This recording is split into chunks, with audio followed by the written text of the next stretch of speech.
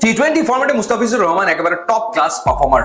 পাওয়ার প্লেতে early wicket তুলে নেওয়া কিংবা মিডল ওভার গুলোতে ব্রেক থ্রু এনে দেওয়া কিংবা ডেথ ওভারে গিয়ে রান কম দেওয়া, একের পর এক ডট বল করে যাওয়া, ক্লোজ ম্যাচ জিতিয়ে আনা মুস্তাফিজ পারদর্শী সবটাতেই। আর সে কারণেই আসলে ফ্র্যাঞ্চাইজি ক্রিকেটে মুস্তাফিজের চাহিদা ব্যাপক। সবশেষে আমরা দেখেছিলাম যে আইপিএল চলাকালে মাঝপথে তাকে ডেকে নিয়েছিল দিল্লি ক্যাপিটালস যখন ম্যাকগার্ক অস্ট্রেলিয়াতে ফিরে যান এবং না আসার সিদ্ধান্ত নেন।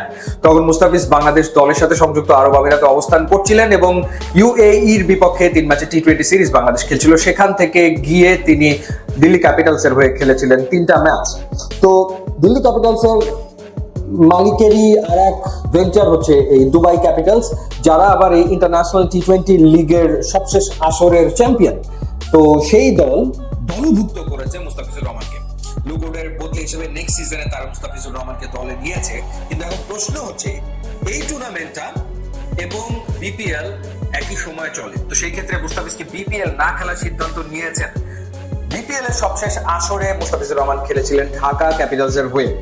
তো সেই ক্ষেত্রে নিশ্চিতভাবে নেক্সট সিজনেও ঢাকা ক্যাপিটালস মুস্তাফিজকে দলে রাখতে চাইতেই পারে, বা যে কোনো দল আসলে মুস্তাফিজকে তো পিক করে নেবে। কিন্তু মুস্তাফিজ যদি আনঅ্যাভেলেবল হয়ে যান ওই সময়টাতে, যদি তিনি জানিয়ে দেন যে তিনি আসলে খেলবেন এই ইন্টারন্যাশনাল টি-20 লিগে, তাহলে আসলে তাকে তো আর বিপিএল এ দেখা যাচ্ছে না।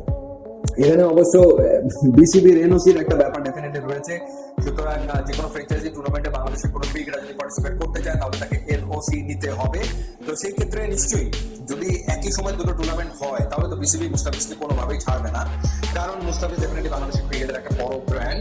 তো সেই ব্র্যান্ড নিজের দেশে বিপিএল বাদ দিয়ে চলে যাবে আসলে ইন্টারন্যাশনাল টি-20 লিগ খেলতে দুবাইয়ে, সেটা নিশ্চয়ই আমার মনে হয় বিসিবির কর্তারা এটা অ্যালাউ করবে না এবং তাকে এনওসি না দেওয়ার সম্ভাবনাই বেশি। তো তখন যে ঘটনাটা ঘটবে দেখা যাবে যে আসলে কোন ম্যাচে মুস্তাফিজ অ্যাভেলেবেল হতে পারে, বা দেখা গেল যে কোনো একটা টুর্নামেন্ট হয়তো একটু আগে শুরু হলো বা একটু পরে শেষ হবে। তো বিপিএল এর সাথে ওই টুর্নামেন্টের টাইমটা দেখার পর তারপরে মুস্তাফিজের অ্যাভেলেবিলিটি অনুযায়ী তিনি আসলে খেলতে পারবেন দুবাই ক্যাপিটালস এর হয়ে। আদারওয়াইজ বিসিবি তাকে তো এনওসি দেবে বলে কোনোভাবেই মনে হয় না। তো দেখা যাক কি সিদ্ধান্ত আসলে হয়। মুস্তাফিজ আরো একটা ফ্র্যাঞ্চাইজিতে পারফর্ম করবেন এবং ভালো পারফর্ম করবেন নিশ্চয়ই। এবং তার টিমে যারা রয়েছে সেই টিমে লাস্ট সিজনে রোবেন পাওয়েল খেলেছেন, স্যাম বিনিংস ক্যাপ্টেন ছিলেন, সিকান্দার রাজা খেলেছেন, এরপর গুলবাদিন নাইব খেলেছেন। সো আরো অনেক ক্রিকেটার ছিলেন, বেশ ভালো ক্রিকেটাররা এই দলে ছিল এবং দলটা চ্যাম্পিয়ন হয়েছিল সবশেষ আসরে। দেখা যাক মুস্তাফিজ খেলতে পারেন কিনা।